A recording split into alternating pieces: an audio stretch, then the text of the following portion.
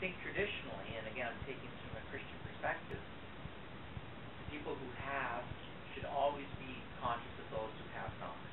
And society works by the fact that we understand that we have a common brotherhood, sisterhood, and that there's an actual Christian imperative, if you will, an obligation on the part of Christians, and really on part of members of society, if they weren't of any religious affiliation, to help all people who need help, to take from our abundance, to help those who are lacking in abundance.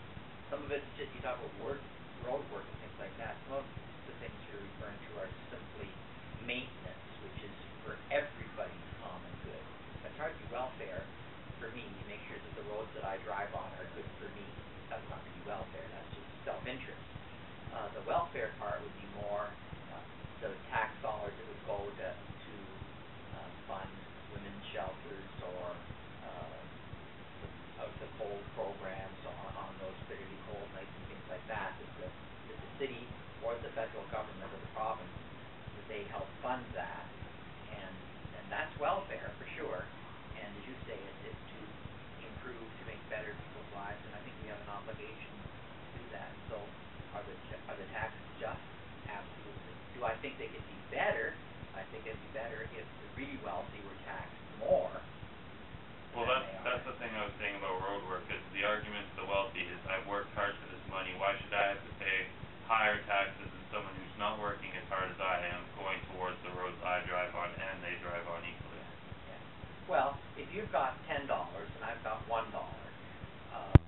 I don't think it's fair to charge each of us $1 to fix the road. That leaves me with $0 and leaves you with $9. So I think it's a question of recognizing that the people, and Jesus himself said, to him who much is given, much is expected. And so there is a definite hierarchy of expectations for those people who are wealthy or who have money or funds or skills beyond the reach of your average person on the street. They do have they pay more. I think they pay a lot less than they should pay, ironically enough. Yeah. I think that corporate taxes especially are, government cuts some huge deals, which I think is unjust ultimately, and they hit the middle class people very heavily. Does the church support welfare, or does it see, like I said earlier, hopefully it's to fund a poorer person getting into a better status with this money, or do they see it as a way of funding the destructive lifestyles of some? No, I'm sure if you don't use this phrase in your seminar, I'll be surprised, but give a man a fish and he can eat for days. Teach a man to fish and he can live for a lifetime. And so I think the idea of welfare isn't simply just to give somebody a fish, to use the image, but to teach them how to fish. So just giving money willy-nilly to people isn't necessarily helpful. But developing programs where you can teach them a job skill or a language skill for communication purposes, or parenting skills so they can be better parents, or housing that gives them some dignity, but always with the view that they're not going to be on welfare all their life, but that you're just helping them through a rough patch in their life situation, and that hopefully they'll get back on their feet, and in their turn help people who are having a struggle for one reason or another. All right. How do you, as a minister to the Word of God, believe welfare can be improved to ensure a higher success rate in those that it helps? Well, I don't know how you do this, but I know that the ideal is to make sure that 100% or close to 100% of the money that's donated actually gets to the people in need. And so the aim would be to reduce the overhead, the administrative costs, the kind of the cutting the fat from people who are involved in it. And quite often some of these organizations that are called charitable or welfare organizations, and I don't believe in the welfare state, by the way, but very little money trickles down to people, and a whole lot of it trickles to the organization itself. So I encourage people, now with taxes, you're stuck with how the government allocates it.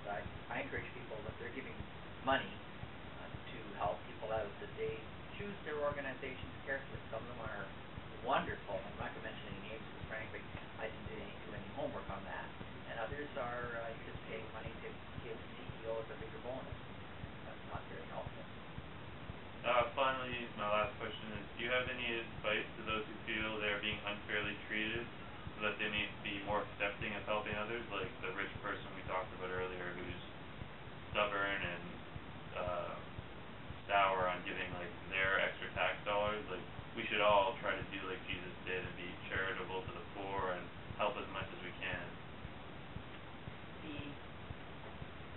universally true, but I think that there's a certain element of truth in the reality that the more money people have, the less generous they are.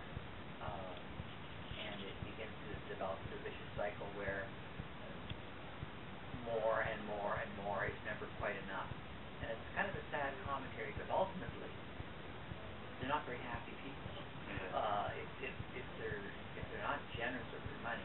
And I think of money very much like a candle. If you take a candle and light another candle, your original candle is still burning bright.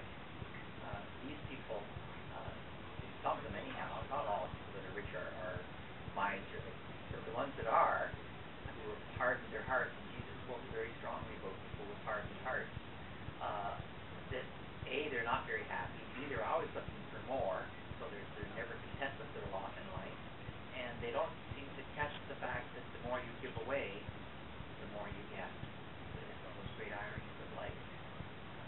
So I don't know how one reaches a person like that, except maybe when they reach a point, well, like Bill Gates gave away half his fortune, and I think people realize after a while, how much is too much?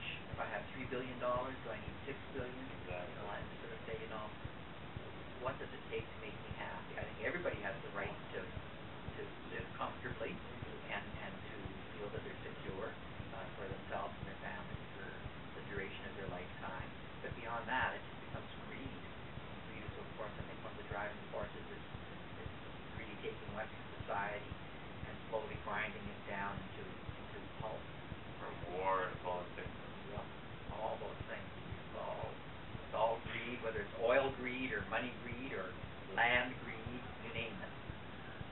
Okay, well, thank you very much, Father. Thank it you, was Christian. great talking to you. Good talking to you too. Hope your class goes well. Thank you.